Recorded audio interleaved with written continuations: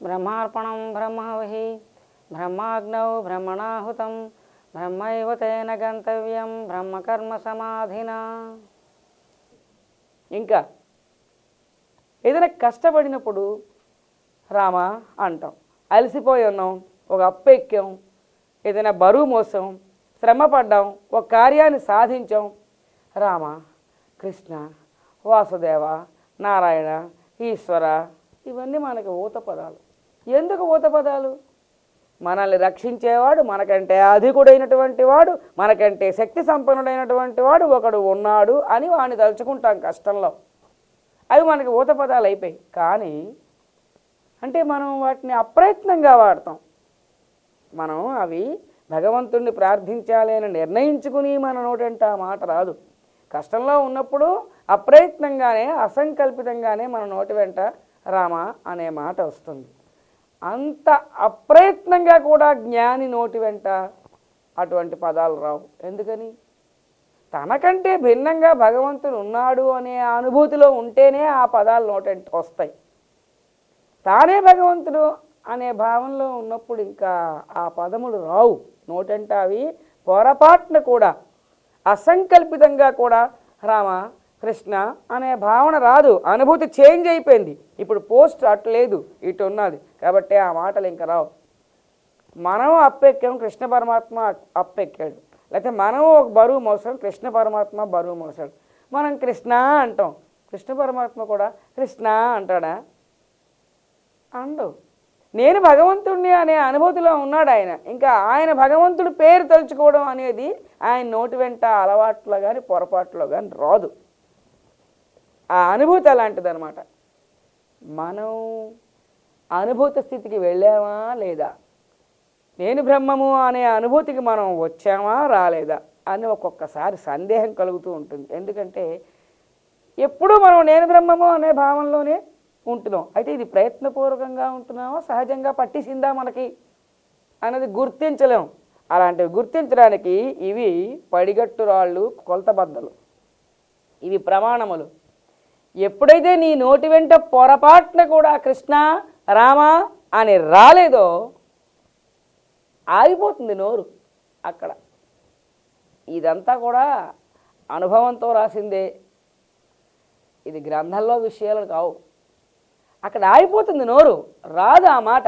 ఎప్పుడు నువ్వే భగవంతుడు అయిపోయినప్పుడు, ఆ అనుభూతిలో ఉన్నప్పుడు ఇంకా ఆ పదం రాదు. కాబట్టి నువ్వు అనుభూతి స్థితిలోకి వెళ్ళావా లేదా అన్నదానికి ఇదే గుర్తు.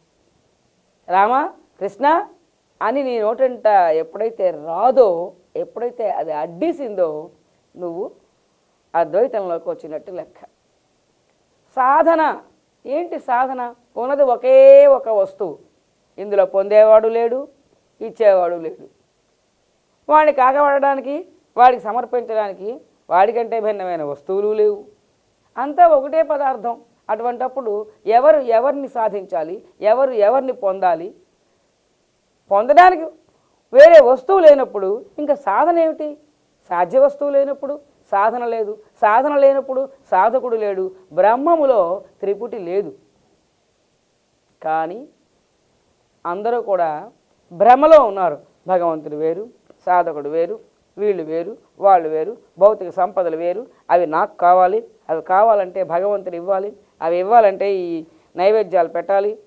ఇలాగా అన్నిటినీ వేరువేరుగా భిన్న భావంలో చూస్తూ ఉండేటటువంటి అజ్ఞాన దశలో ఉన్నటువంటి సాధకుడు ఏం చేస్తున్నాడు?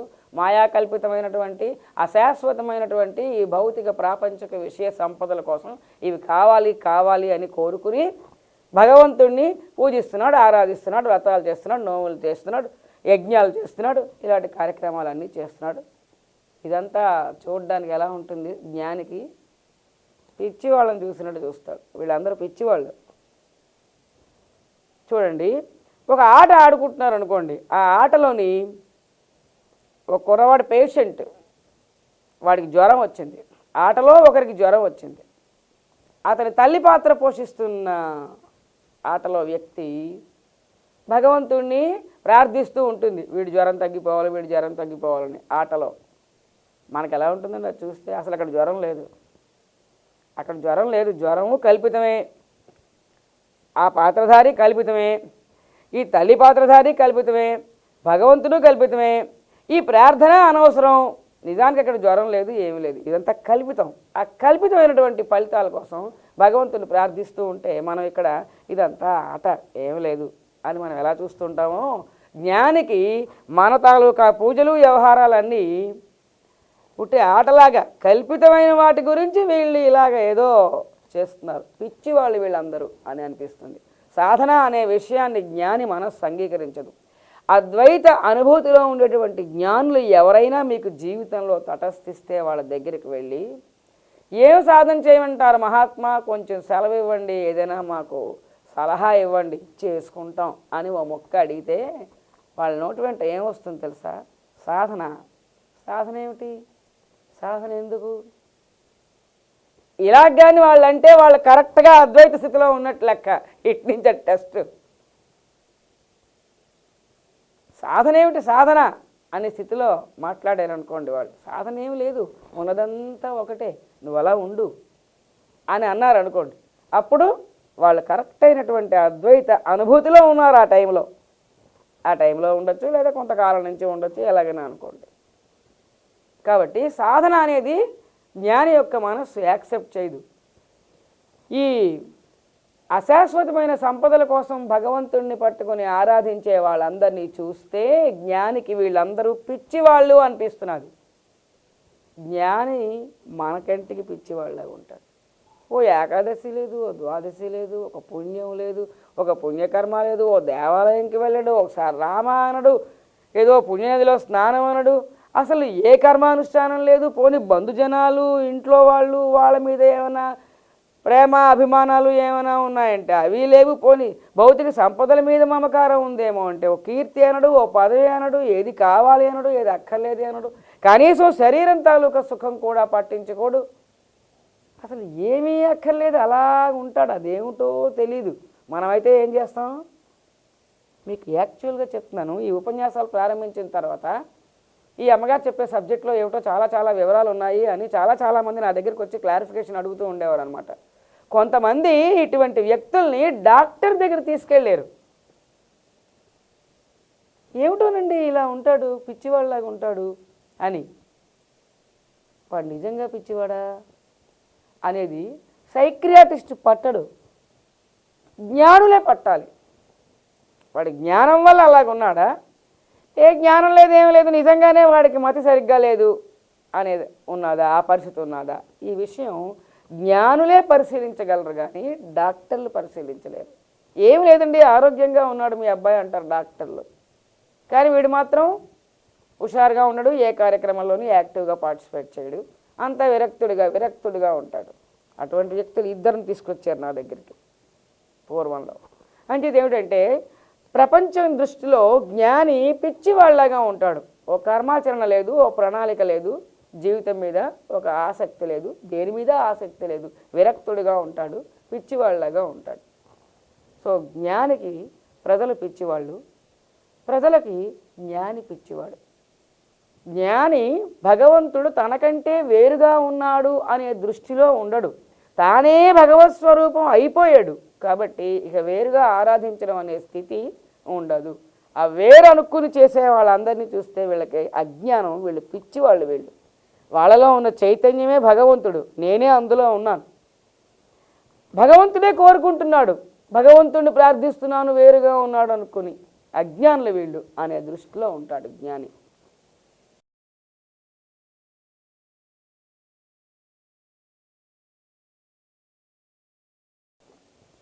జ్ఞానికి ప్రపంచం పట్ల దృష్టి ఎలా ఉంటుంది? మనకైతే ఎలా ఉంటుంది? వీళ్ళు నా వాళ్ళు, వీళ్ళు పైవాళ్ళు, ఇవన్నీ నా వస్తువులు, అవన్నీ నాకు కానివి, వాటిని నేను ఇంకా సంపాదించాలి, ఇలాంటివి కావాలి, అలాంటివి కావాలి అని లోకంలో వస్తువులు, లోకంలో మనుష్యులు, వాళ్ళతో బాంధవ్యాలు, స్నేహాలు, ఇది మనకి జగత్తు పట్ల ఉండేటటువంటి దృష్టి. జ్ఞానికి ప్రపంచాన్ని చూస్తే ఏమనిపిస్తుంది? ఇక్కడ జ్ఞాని అంటూ ఉంటే మనం ఎప్పుడు ఏ స్థితిలో, ఏడో భూమికి తర్వాత తెలివి వస్తుంది కదా, తెలివి వచ్చిన తర్వాత ఈ జగత్తులో అతడు నివసిస్తాడు కదా, ఆ టైంలో అతని దృష్టి గురించి మనం మాట్లాడుకుంటున్నాం. అది అసలు పరిస్థితి. అయితే ఇక్కడ బ్రహ్మ విధిని స్థాయి నుండి కూడా మనం మాట్లాడుకుంటే, అంటే నేను దేహము అనే భావన చెరిగిపోయి నేను బ్రహ్మము అనే భావన ఎస్టాబ్లిష్ అయ్యి అనుభూతి కలిగి 4వ భూమికను చేరుకున్నటువంటి జ్ఞాని బ్రహ్మవిధుడు. బ్రహ్మవిధిని స్థాయిలో జగత్తు అతనికి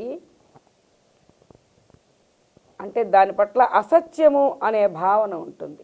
గారడీవాడు ఎలాగైతే తాను సృష్టించినటువంటి వస్తువుల మీద తనకి మమకారం లేకుండా ఉంటాడో, తాను డబ్బులు సృష్టించాడు, వాటి మీద అతనికి ఇవి డబ్బులు అనే ఆశ ఉండదు. డబ్బుల మీద ఉన్న ఆశ వాటి మీద ఉండదు. ఎందుకంటే అవి నిజంగా సృష్టిలో వచ్చినవి కాదు. అవి తాను కనికట్టు చేసి అలా చూపించాడు అంతే. సృష్టించగలిగే శక్తే ఉంటే మళ్ళీ అడుక్కోవడం ఎందుకు? అంచేత అది కనికట్టు. అందువల్ల ఆ డబ్బుల మీద ఆహా 10 రూపాయలు దొరికాయి అనేటటువంటి మమకారం ఏమీ ఉండదు. అలాగా జ్ఞాని అయినటువంటి వాడికి ఈ ప్రపంచం మీద ఇదంతా కల్పించబడింది, ఇది కనికట్టు లాంటిది, జగత్తు మాయతో కల్పించబడింది, బ్రహ్మములో కల్పించబడింది. కాబట్టి దీని పట్ల అతనికి ఎటువంటి మమకారం ఉండదు. జగత్తులో కార్యక్రమాలన్నీ చేస్తున్నప్పటికీ బ్రహ్మ లక్ష్యంలో ఉంటుంది మైండ్. ఎలాగైతే కుండల దొంతి నెత్తి మీద పెట్టుకుని నాట్యం చేసేవాడికి పాట మీద, తాళం మీద, అభినయం మీద దృష్టి ఉన్నప్పటికీ పైన కుండల దొంతి పడిపోకుండా ఉండేటట్టుగా దృష్టి ఎలాగైతే చెదరకుండా కేంద్రీకరించబడిందో, అలాగా తండోపతండములుగా ప్రాప్తించే ఈ ప్రాపంచిక పరిస్థితులు, అనుభవాలు అలా లభిస్తున్న కొలది, ప్రాప్తిస్తున్న కొలది, వాటిలో జీవిస్తున్నా సరే అతని దృష్టి మాత్రం నేను బ్రహ్మమును అని స్థిరంగా ఉంటుంది. అంటే జగత్తు పట్ల అతని దృష్టి. జగత్తు స్వప్నంలాగా బ్రహ్మభావం, జగత్తంతా బ్రహ్మము అనేది ఇంకా థియరిటికల్ నాలెడ్జే ఉన్నది 4వ భూమికలో. అది అనుభవ జ్ఞానం కలగలేదు ఇంకా. కాబట్టి జగత్తంతా కూడా బ్రహ్మము అనే భావం ఎప్పుడు కూడా లీలగా ఆయన భావంలో దృష్టిలో ఉంటుంది. జగత్తు పట్ల జ్ఞానభావం స్వప్నంలాగా పనిచేస్తూ ఉంటుంది. ఇంకా 5వ భూమికలోకి వెళ్తే జగత్తంతా బ్రహ్మాకారం పొందిపోయి అనంతమైనటువంటి ఈ మెటీరియల్ అంతా ఇదే నేను అనే భావనలోకి వచ్చేసాడు. ఎవరు? బ్రహ్మ విద్వరుడు. 5వ భూమికి వచ్చేసరికి బ్రహ్మ విద్వరుడు ఇది నేను అనే భావంలో మీరు ఒక్కసారి ఆ దృష్టిలో ఉండి లెసన్ వినాలి. ఇదంతా సర్వవ్యాపక బ్రహ్మము. అందుకు ఇలా వేశాను, సర్వవ్యాపక బ్రహ్మము. ఆ బ్రహ్మములో ఒక చోట 14 లోకాల జగత్తు ఉన్నది. ఇది 14 లోకాల జగత్తు ఏరియా అనుకుందాం. ఈ మిగిలిందంతా కూడా బ్రహ్మతత్వమే. ఈ బ్రహ్మ నేను, ఈ చైతన్యము నేను అనే అనుభవంలో ఉన్నాడు. 5వ భూమికి వచ్చేసరికి అతనికి జగత్తంతా కూడా బ్రహ్మముగానే గోచరిస్తుంది. ఇది బ్రహ్మమే, ఇది బ్రహ్మమే. ఇది వ్యక్త బ్రహ్మము, ఇది అవ్యక్త బ్రహ్మము. జగత్తంతా తన రూపమే, జగత్తంతా బ్రహ్మమే అని గోచరిస్తుంది. జ్ఞాని దృష్టిలో తాను ఎంతవరకు వ్యాపించి ఉన్నట్టుగా అనిపిస్తుందో ఒక్కసారి మీరు ఆలోచించండి. ఈ బ్రహ్మము మీరై ఆలోచించాలి. ఈ చైతన్యము మీరు అనుకోండి. అప్పుడు మీరు ఎంతవరకు వ్యాపించి ఉన్నారు? నేను సుబ్బారావు అనే భావన ఉంటే నేను ఇక్కడ దాకానే వ్యాపించి ఉన్నాను. ఈ పక్కన అక్కడ నేను లేను, నేను ఇక్కడే ఉన్నాను. అంటే మనం ఎంతవరకు ఉన్నామో అది పరిమితం. మన శరీరం ఎంతవరకు ఉన్నదో అంతవరకే మనం వ్యాపించి ఉన్నాం. నేను కొండని అన్నప్పుడు కొండ ఎంత పెద్దదో అంతవరకు నేను వ్యాపించి ఉన్నాను. నేను ఆకాశము ఎంతవరకు ఉంటే అంతవరకు నేను వ్యాపించి ఉన్నాను కదా. నేను పరబ్రహ్మమును, సర్వవ్యాపకం, మొత్తం అంతటా నేనే వ్యాపించి ఉన్నాను. అంతా నేనే నిండి ఉంటే జగత్ ఎక్కడుంది? నాలో ఉంది. పట్టుకున్నారా ఫీలింగ్ని? ఆ ఫీలింగ్ మీరు పట్టుకుంటే రేపు మీ సాధనలో ఈ జగత్తు పట్ల మీ భావన ఎలా ఉండాలి అనేది ఈ లెసన్తో అర్థం అవ్వాలి. మీరు సాధన చేస్తున్నప్పుడు జగత్తు పట్ల మీ దృష్టి ఎలా ఉండాలి ఈ లెసన్లో మనం భావించినట్టుగా ఉండాలి. ఎలాగా? ఈ చైతన్యము మీరైతే ఒక్కసారి అనంత చైతన్యము ఆకాశంలాగా అది నేను అని మీరు భావించుకుంటే 14 లోకాల జగత్తు ఎక్కడుంది? మీలో ఉంది కదా, బ్రహ్మములో కదా, మధ్యలో ఉన్నది జగత్తు. కాబట్టి అది మీరైనప్పుడు జగత్తు ఎక్కడుంది? మీలో ఉంది. జగత్తు నాలో కల్పించబడింది. ఒక్కసారి ఇది సముద్రం అనుకోండి, ఇంకా మీకు మనస్సుకి ఈజీగా పడుతుంది. ఇది సముద్రం అనుకోండి, సముద్రంలో మధ్యలో ఒక చోట నీరు గడ్డ కట్టి మంచు తయారైంది. ఆ మంచు ఏదో ఒక నగరమో జగత్తో అనుకోండి. సముద్రుడు మాట్లాడాలి. ఇప్పుడు థర్డ్ పర్సన్ మనం కాదు మాట్లాడేది. సముద్రం మాట్లాడితే ఈ మంచు నాలో కల్పించబడింది, కరిగిపోతే నాలోనే మళ్ళీ లయమైపోతుంది. అర్థమైందా ఈ భావన కదా? సముద్రము మీరై మాట్లాడుకోండి, నేను సముద్రాన్ని. అదిగో అంత దూరంలో మంచు ఉంది. ఎక్కడుంది? నేను సముద్రం అయితే నాలో ఉంది ఆ మంచు. అది ఎక్కడ ఫార్మ్ అయింది? అది నాలో కల్పించబడింది, ఆకారం కల్పించబడింది నాలో. మళ్ళీ అది కరిగిపోతే నీరైపోతే నాలో కలిసిపోయింది. అంటే ఈ జగత్తు, ఈ మంచు జగత్తు నాలో కల్పించబడింది, నాలో లయమైపోయింది అని సముద్రం అనుకున్నట్టుగా. ఇప్పుడు సముద్రం తీసేసి బ్రహ్మముని పెట్టుకోండి. బ్రహ్మములో మధ్యలో 14 లోకాలతోటి జగత్తు తయారైంది. ఇందులో పై పొరలో విష్ణుమూర్తి, బ్రహ్మదేవుడు వాళ్ళందరూ ఉంటారు. ఇంకా లోపలి పొరల్లో ఇంద్రాది దేవతలు ఉంటారు. ఇంకా లోపలి పొరలో భూమి, మానవులు ఉంటారు, జంతువులు, పక్షులు, వృక్షాలు, ఇవన్నీ మొత్తం జగత్తు 14 లోకాల ఏరియా. ఇదంతా కూడా మాయతో తయారైందన్నామే. ఇది ఎక్కడుంది? బ్రహ్మం మధ్యలో కదా ఉంది, మనకు తెలుసు. మనం పూర్వం లెసన్స్లో నేర్చుకున్నాం. ఆ బ్రహ్మము మీరైనప్పుడు మీ సెంటెన్స్ ఏమై ఉండాలి? మీ సెంటెన్స్ని తయారు చేయండి. నేను బ్రహ్మమును, నేను సర్వవ్యాపకము, ఈ జగత్తు నాలో కల్పించబడింది, ఇది నాలోనే లయమైపోతుంది. ఈ మెటీరియల్ నాకంటే భిన్నము కాదు.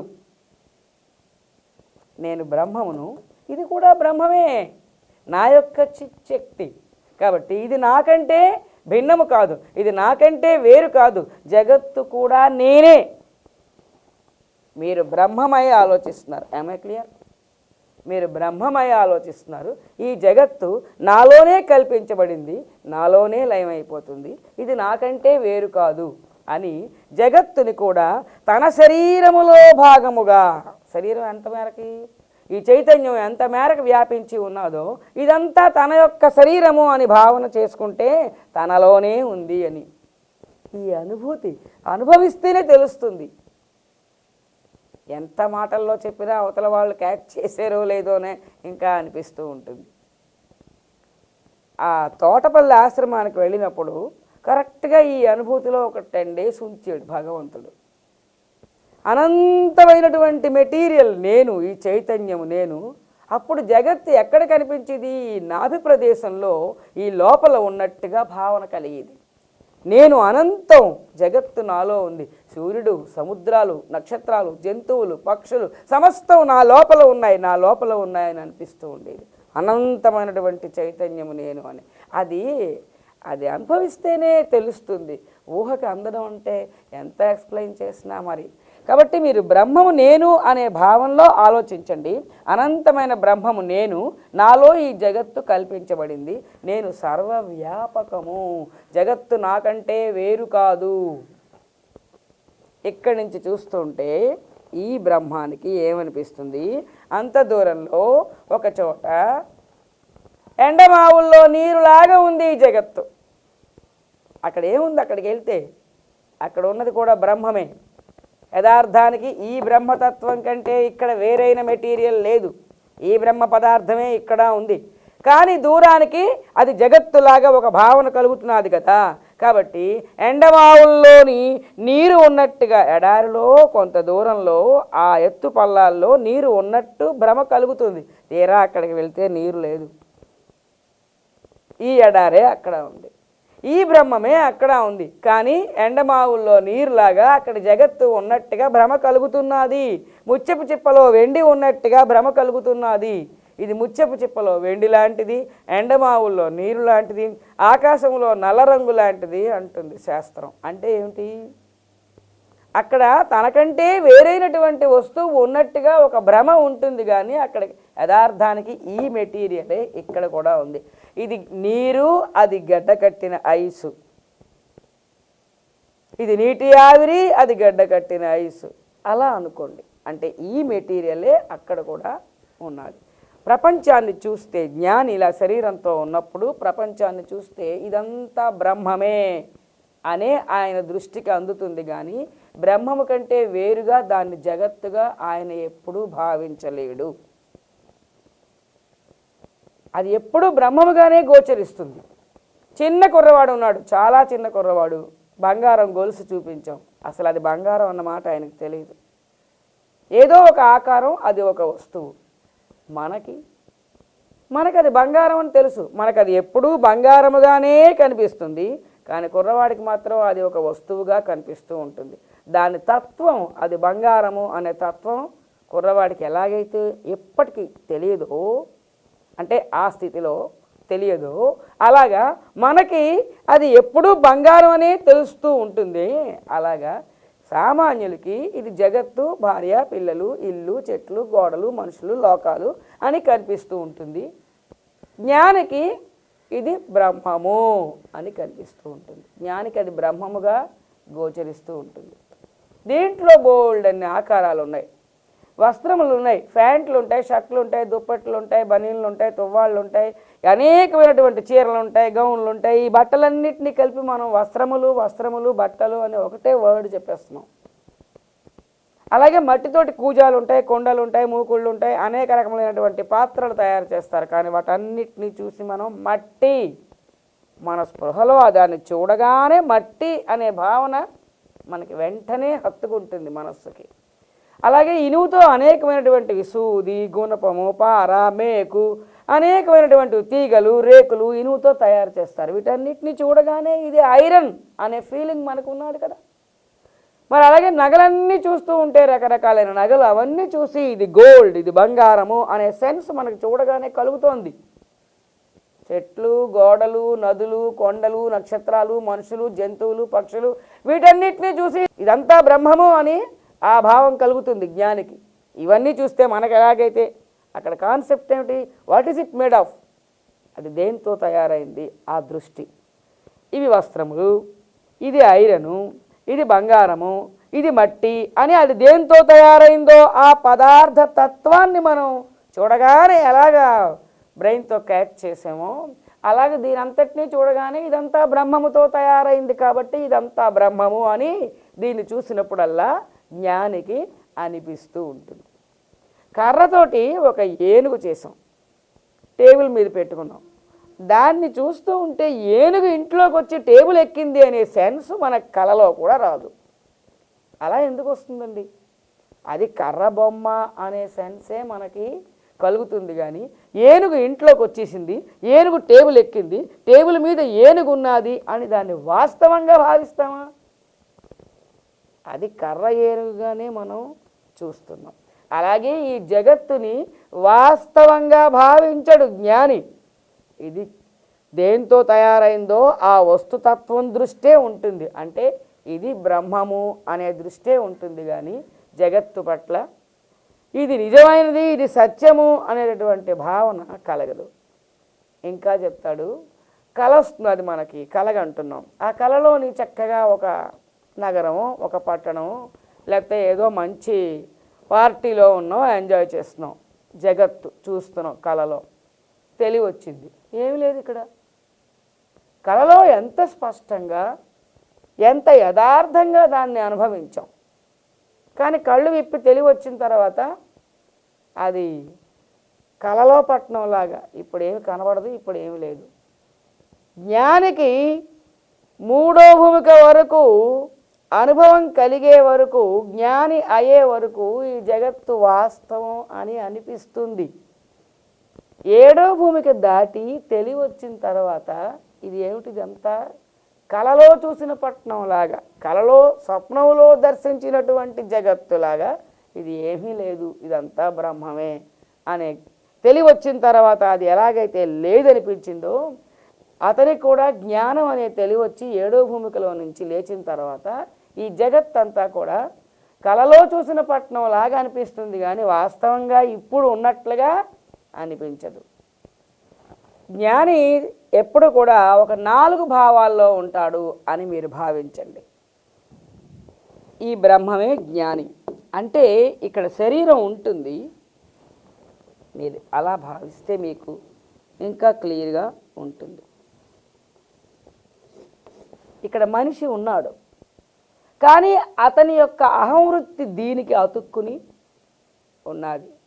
ఆయన సెన్స్ శరీరముతో కలిపి లేదు కదా, నేను శరీరము అనే దృష్టి లేదు. ఆయన మామూలుగా కనిపిస్తున్నా ఆయనకి మాత్రం నేను అనంత పరబ్రహ్మమును అనే దృష్టిలో ఉంటాడు కదా.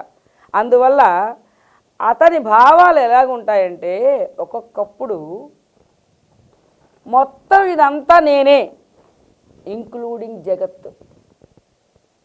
ఈ చెయ్యికి ఇక్కడ ఒక పుండు పుట్టింది కానీ ఇదంతా కలిపి చెయ్యి అంటున్నాం కదా. ఇక్కడ ఏదో ఉద్భవించింది ఒక మెటీరియల్, అదంతా చేతిలోదే, అది మళ్ళీ అక్కడే నశించిపోయింది, ఇప్పుడు ఏమి లేదు. ఇదంతా చెయ్యి. ఇక్కడ జగత్తు ఉద్భవించింది, ఇక్కడ జగత్తు నశించిపోయింది. నశించిపోయినప్పుడు ఇక్కడ ఏమీ ఉండదు, నిరాకారం. ఈ అణువులే ఉన్నాయి, మాయ తాలూకా అణువులే ఉన్నాయి. ఉద్భవించినప్పుడు ఇక్కడ ఆకారములు ఉండొచ్చు. దీంతో కలుపుకుని మొత్తం ఈ ఎంత మేరకు వ్యాపించిందో ఈ తత్వము అదంతా నేను అనే సెన్స్లో ఉంటాడు. ఒక్కొక్కసారి ఈ జగత్తులో ఉన్న ప్రాణులందరినీ చూస్తూ వీళ్ళందరి దేహముల్లో ఉన్న చైతన్యము నేను అనే సెన్స్లో ఉంటాడు. ఒకసారి వీళ్ళందరి దేహములో ఉన్న చైతన్యము నేనే అనే సెన్స్లో ఒక్కొక్కసారి ఉంటాడు. ఒక్కొక్కసారి ఈ జగత్తు నాలో కల్పించబడింది, నాలోనే లయం అయిపోతుంది, అది నాకంటే భిన్నము కాదు అనే సెన్స్లో ఉంటాడు. ఒక్కొక్కసారి శరీరం దృష్టిలోకి వస్తే అతని భావన ఎలా ఉంటుందంటే తాను చైతన్యం, శరీరం వేరు. శరీరం నేను అనే సెన్స్ లేదు కదా, శరీరం వేరు. శరీరములో ఇంద్రియములు పనిచేస్తున్నాయి, మనస్సు పనిచేస్తున్నది, శరీరం పనిచేస్తున్నది. ఇవన్నీ పనిచేస్తూ ఉంటే తాను సాక్షిగా ఉండి వాటన్నిటినీ చూస్తూ ఉంటాడు. తాను వేరు, శరీరం వేరు. శరీరం పనిచేస్తూ ఉంటే, కన్ను చూస్తూ ఉంటే నేను చూస్తున్నాను అనడు. అక్కడ మీకు బాగా అర్థమవుతుంది. కన్ను చూస్తున్నది, చెవి వింటున్నది, శరీరం చలిస్తున్నది, శరీరం భోంచేస్తున్నది, శరీరం పడుకున్నది. మరి తనెవరు? తను శరీరం కాదు, తను వేరు. ఆ విధమైనటువంటి వేరుభావంలో సాక్షిగా ఉండి శరీర వ్యాపారముల్ని, మనస్సు వ్యాపారముల్ని సాక్షిగా దర్శిస్తూ ఉంటాడు. ఒక్కొక్కసారి ఒక్కొక్క జ్ఞానభావంలో ఉంటూ ఉంటాడు జ్ఞాని అయినటువంటి వాడు.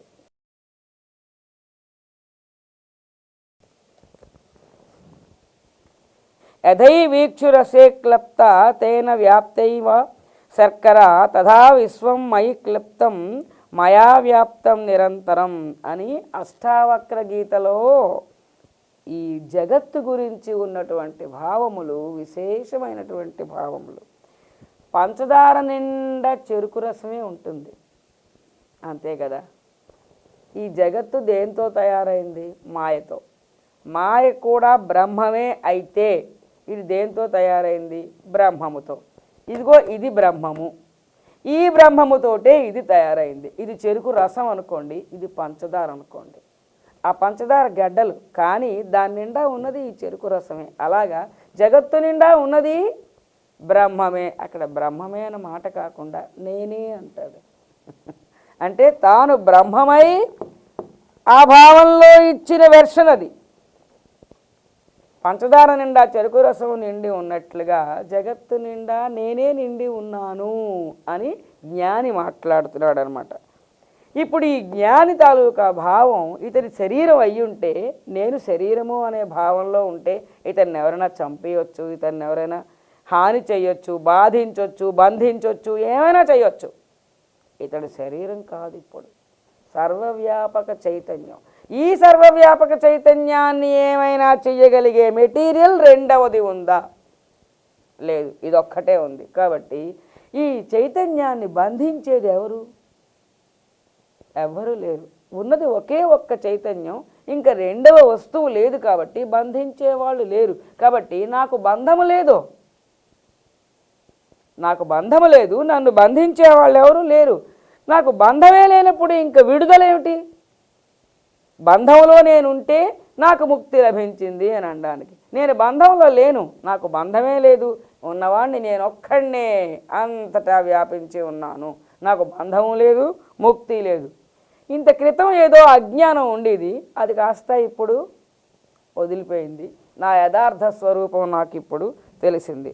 ఈ ప్రపంచం నాలో ఉన్నట్లుగా అనిపిస్తున్నది, కానీ నిజానికి అక్కడ నేనే ఉన్నాను, నాలో ఇంకేమీ లేదు కదా. నీళ్లున్నాయి, నీళ్ళల్లో రాళ్ళు ఉన్నాయి. ఈ రాళ్ళు నాలో ఉన్నాయి అని నీరు అనొచ్చు, ఎందుకంటే రాయి వేరు నీరు వేరు కాబట్టి. నీరు ఉన్నది, నీళ్ళల్లో మంచు గడ్డ కట్టింది, నీరు గడ్డ కట్టి మంచు ముక్కలు తయారయ్యాయి. అక్కడేం స్టేట్మెంట్ ఇవ్వాలి? ఈ మంచు అంతా కూడా నాలో ఏదో ఉన్నట్టుగా అనిపిస్తున్నది, కానీ యథార్థానికి అది నాకంటే భిన్నము కాదు అనొచ్చు కదా. ఆ మంచు కరిగితే నీరే కదా, తన వస్తువే కదా, అది తనకంటే భిన్నమైన వస్తువు అక్కడేమి లేదు కదా, ఉన్నది మంచే. అప్పుడు నీరు ఏమిటంటుంది? ఈ మంచు నాలో ఏదో ఉన్నట్టుగా భ్రమ కలిగిస్తున్నది, కానీ అక్కడ ఉన్నది నేనే, నీరే ఉంది, అక్కడ వేరే వస్తువేమీ లేదు. అది పరిస్థితి ఇక్కడ. ఈ బ్రహ్మము ఏం మాట్లాడాలి? ఈ జగత్తు నాలో ఏదో ఉన్నట్టుగా భ్రమ కల్పిస్తుంది, కానీ యథార్థానికి అక్కడ నాకంటే భిన్నమైన వస్తువు లేదు, నేనే అక్కడ నిండి ఉన్నాను, నేనే అలా రూపాంతరము చెందాను అని. తర్వాత కుండ కరిగిపోతే మట్టిలో కలిసిపోతుంది, నీటి బుడగలు కరిగిపోతే జలంలో కలిసిపోతాయి, ఆవరణాలు కరిగిపోతే బంగారం అయిపోతాయి. జగత్తు కరిగిపోతే ఏమవ్వాలి? బ్రహ్మములో కలిసిపోవాలి. అలాగా ఈ జగత్తు కరిగిపోయి లయం అయిపోతే నాలో కలిసిపోతున్నది అని అంటారు.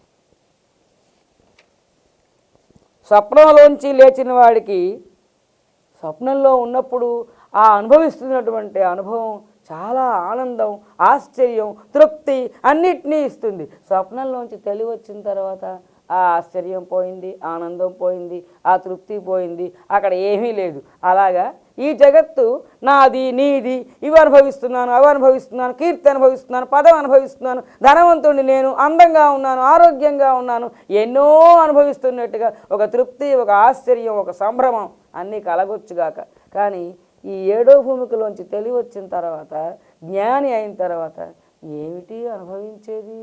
అంతా నేనే, నాకంటే భిన్నమైన దాన్ని ఏదో నేను అనుభవించినట్టుగా ఇంతసేపు ఏదో ఆనందించినట్టున్నాను, అదంతా ఉట్టిదే, ఏమీ లేదు, ఉన్నదంతా నేనే అని ఆ సంభ్రమాశ్చర్యాలన్నీ కూడా పోయి తానే మిగిలి ఉన్నటువంటి నిర్వికారమైనటువంటి స్థితిలోకి వస్తాడు జ్ఞాని.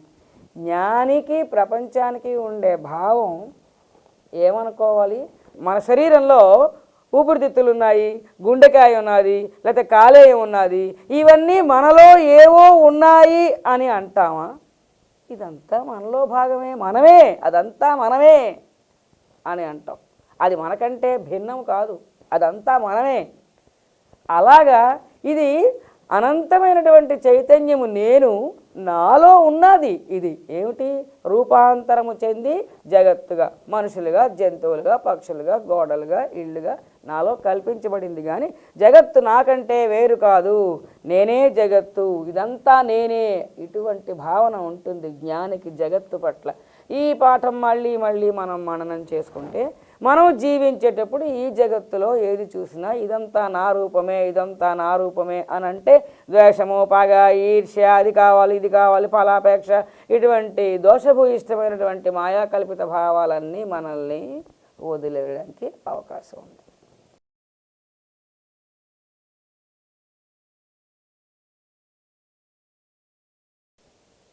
జ్ఞాని శరీరము, జ్ఞానికి తన శరీరం పట్ల భావన, ఉద్దేశం, అభిప్రాయం ఎలా ఉంటుంది అనే విషయాన్ని ఇప్పుడు పరిశీలిస్తాం. అంటే మనం కూడా మన శరీరం పట్ల అటువంటి భావాన్ని పెంచుకోవాలి అని. నిజానికి నేను బ్రహ్మము అనే సెంటెన్స్ రైటు, కానీ ఆ బ్రహ్మ చైతన్యం మీద ఉన్నటువంటి కారణ శరీరము తాలూకా ఆవరణ ధర్మ ప్రభావం వలన నేను బ్రహ్మము అనే మాట మర్చిపోయి విపరీత భావాన్ని అది కల్పించింది. శరీరము నేను అని ఆ దృష్టిలోనే లోపల ఉన్నటువంటి జీవుడు ఉన్నాడు. ఏ భావంతో? శరీరము నేను, నేను సుబ్బారావుని, నేను శరీరము అని. ఇది దేహవాసన. నేను శరీరము, నేను సుబ్బారావు, వీళ్ళందరూ నా వాళ్ళు, శరీరంకు సంబంధించినటువంటి వ్యక్తులందరూ నా వాళ్ళు, వస్తువులన్నీ నావి, నేను నా వాళ్ళు ఎల్లప్పుడూ సుఖంగా ఉండాలి. ఇదంతా దేహవాసన. ఈ దేహవాసన జ్ఞానికి ఉండదు. ఆ దేహవాసన నశిస్తేనే అతడు జ్ఞాని అయ్యాడు. అంటే నేను బ్రహ్మము అనే స్పృహలో ఆయన ఉంటాడు. అహంవృత్తి శరీరం నుండి విడివడి బ్రహ్మ చైతన్యానికి అతుక్కున్నది. కాబట్టి దేహం మీద అతనికి నేను అనే సెన్సు లేదు. ఇక్కడ ఒక విషయం చెప్పాలి. జ్ఞానం ప్రాప్తించిన 4వ భూమిక వచ్చిన, 5వ భూమిక వచ్చిన, 6వ భూమిక వచ్చిన, 7వ భూమిక వచ్చిన నేను శరీరము అనే దేహభావన కంప్లీట్గా నశించదు. ఒక 5% మిగిలి ఉంటుంది. లేకపోతే అసలు పూర్తిగా నేను చైతన్యము అనే సెన్స్లో ఉంటే ఈ దేహానికి ఇంకా స్పృహ ఉండదు, ఈ దేహం కదలడం ఉండదు, సంచరించడం ఉండదు, ఏమీ ఉండదు. దేహంతో కనెక్షన్ అంత పూర్తిగా తెగిపోతే ఇది ప్రారంధం అనుభవించాలి. ప్రారంధం అనుభవించాలంటే నేను సెన్స్ మిగిలి ఉండాలి. కాబట్టి నేను దేహము అనే భావన కొంత మిగిలి ఉంటుంది. కృష్ణ పరమాత్మకి నేను సర్వవ్యాపక పరబ్రహ్మమును అనే భావన ఒక్కటే ఉండి ఈ దేహము నేను అనే సెన్స్ కానీ లేకపోయినట్లయితే ఆయన చైతన్యం ఆయన కదలడు. సర్వవ్యాపక చైతన్యం కదలడం ఏమిటి, యుద్ధం చేయడం ఏమిటి, పని చేయడం ఏమిటి? అదేమీ చేయదు. దుష్టులను శిక్షించదు, శిష్టులు రక్షించదు, ఏ కార్యక్రమం చేయదు. కాబట్టి అతను అలా ఉంటాడు అంతే.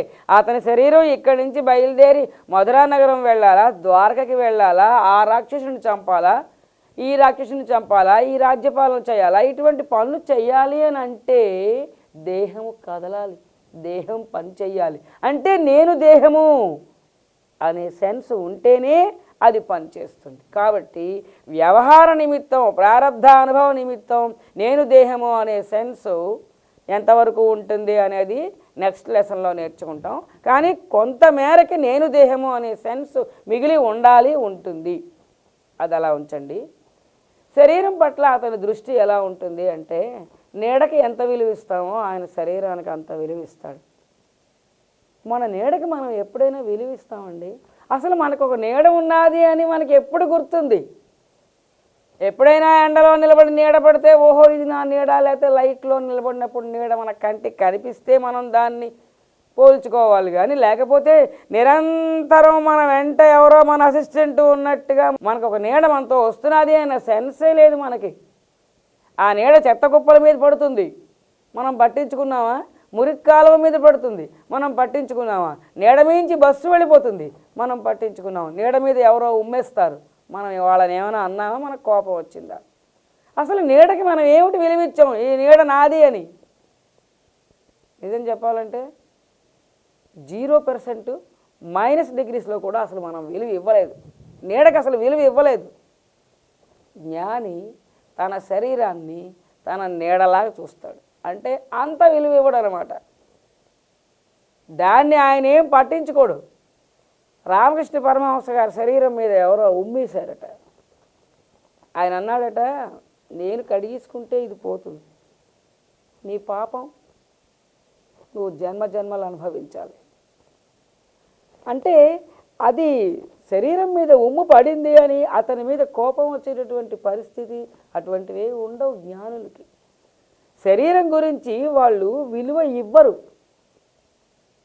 సో మన నీడకి మనం ఎంత విలువిస్తున్నామో జ్ఞాని తన శరీరానికి అంతే విలువనిస్తాడు. దాన్ని ఎవరు దూషించినా, దాన్ని ఎవరు పొగిడినా, దానికి పూలమాలలు వేసినా, దాని మీద పేడ నీళ్ళు పోసినా శరీరం మీద పోసారు, నా మీద పోయలేదు అంటాడు. అంతేగాని నా మీద నువ్వు ఇలా చేస్తావా అని కోపం వచ్చే పరిస్థితి ఎప్పుడు ఉంటుంది? దేహం నేను అనే సెన్స్ ఉంటేనే నా మీద పోసావు నీళ్లు అనే అభిప్రాయం వస్తుంది.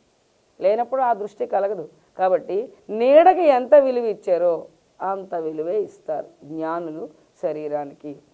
ఇంకా బ్యూటిఫుల్ ఎగ్జాంపుల్, ఈ ఎంత బాగుంటాయంటే ఈ ఎగ్జాంపుల్స్ శాస్త్రాన్ని అలాగ తీసుకెళ్ళి ఎదుటి వాళ్ళ మైండ్లో ముద్రించేస్తాయి అన్నమాట.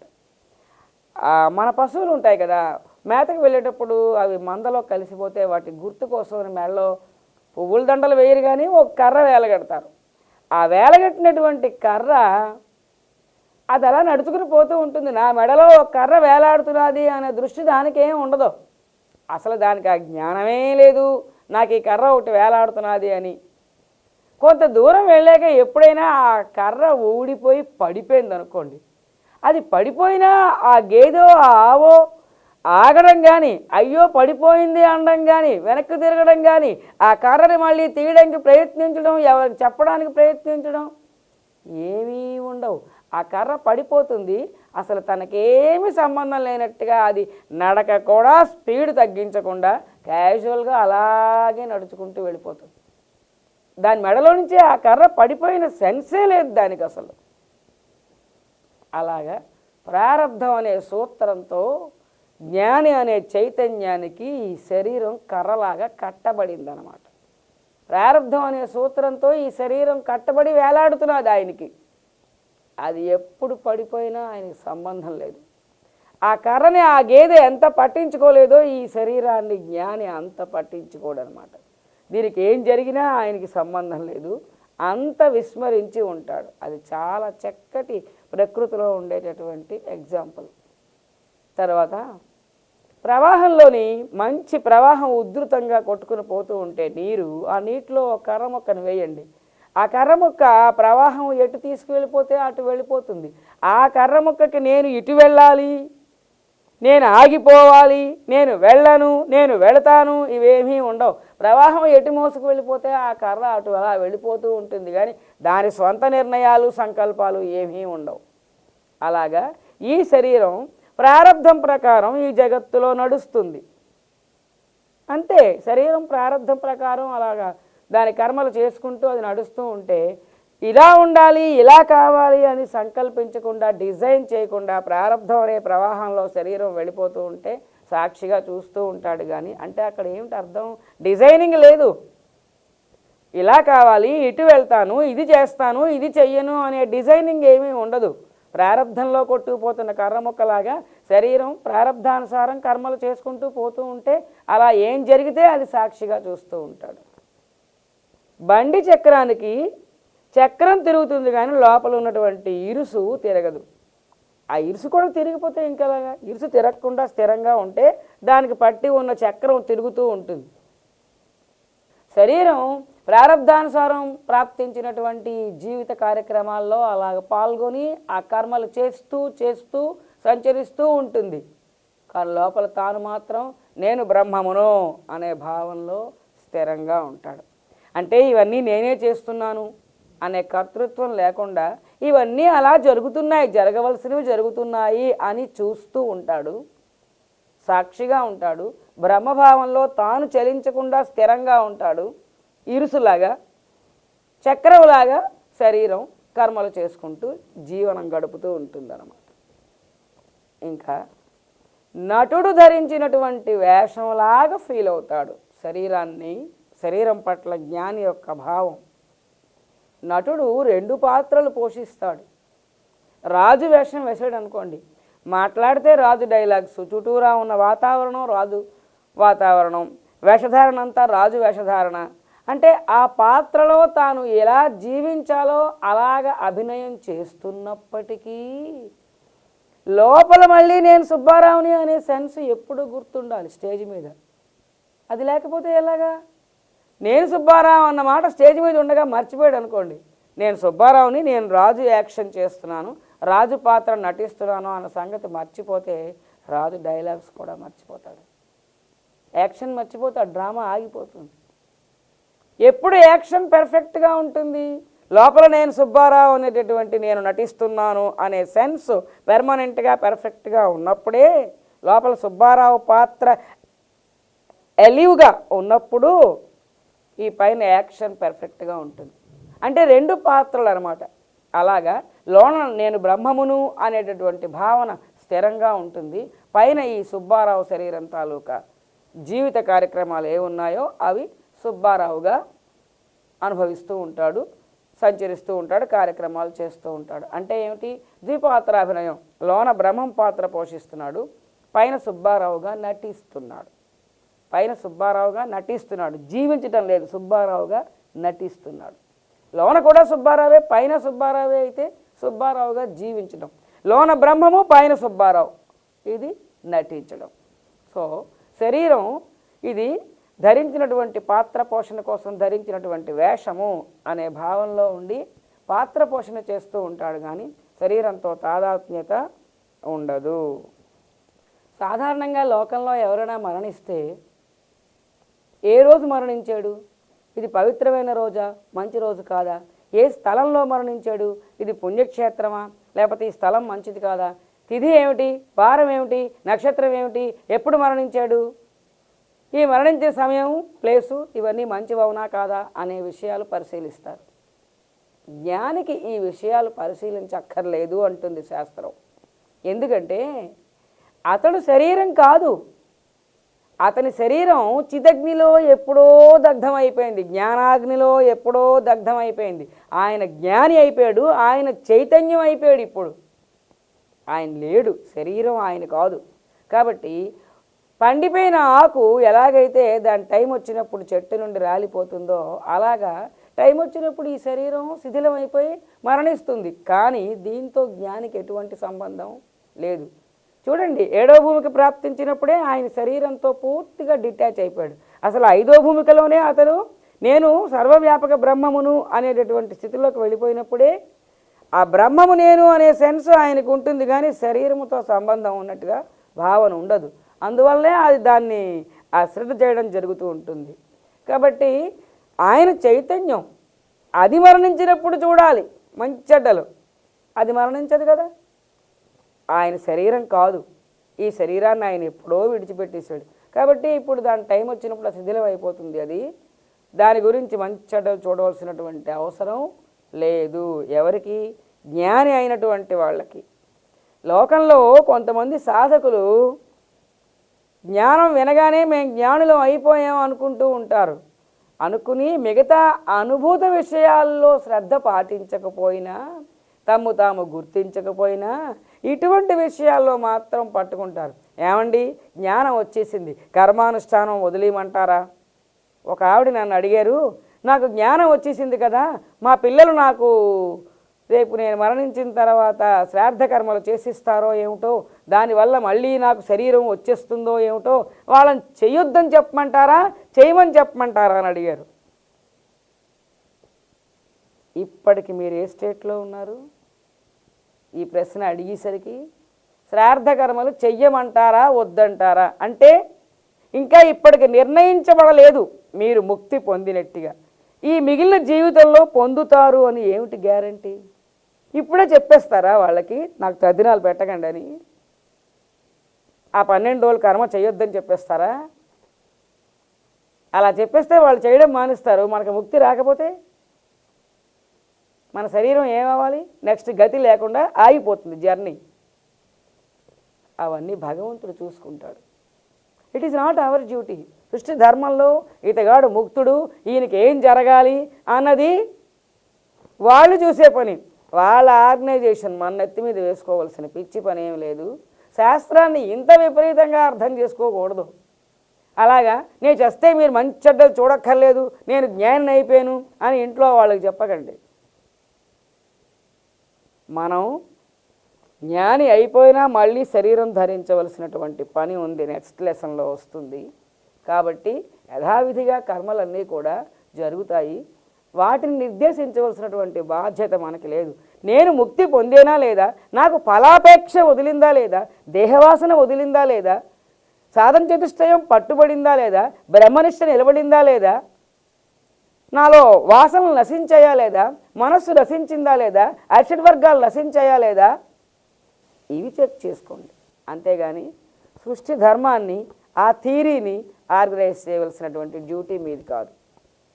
జ్ఞాని మరణిస్తే అతని మరణంలో మంచట చూడవలసిన పని లేదు. కారణం ఏంటంటే అతని దేహం ఎప్పుడో చిదగ్నిలో దగ్ధం అయిపోయింది. ఇప్పుడు కేవలం ఆ రాలిపోయిన పండుటాకే. అసలైన వ్యక్తి ఆ శరీరం కాదు, ఆ వ్యక్తి చైతన్య రూపం పొందేశాడు. కాబట్టి ఇది జ్ఞాని పరిస్థితి. నెక్స్ట్, జ్ఞానికి శరీరంతో తాదాత్మ్యం ఉండదు. అంటే ఏమిటి? నేను శరీరము అనే భావన మనకు ఉన్నది కాబట్టి శరీరం కాలితే ఏమిటంటాం మనం? నేను కాలిపోయాను అంటాం. శరీరం తడిస్తే ఏమిటంటాం? నేను తడిసేను అంటాం. అంటే అర్థం ఏమిటి? శరీరము నేను అనే సెన్స్లో ఉన్నాం కాబట్టి నేను కాలిపోయాను, నేను సన్నబడిపోయాను, నేను లావుగా అయిపోయాను, నేను పొడవుగా ఉన్నాను, నేను పొట్టిగా ఉన్నాను, నేను తడిసిపోయాను, నాకు జ్వరం వచ్చింది. ఇవన్నీ కూడా శరీరం నేను అనే అభిప్రాయంలో ఉన్నాం కాబట్టి మన భావాలు అలాగా శరీర తాదాత్మ్యంతో ఉంటాయి.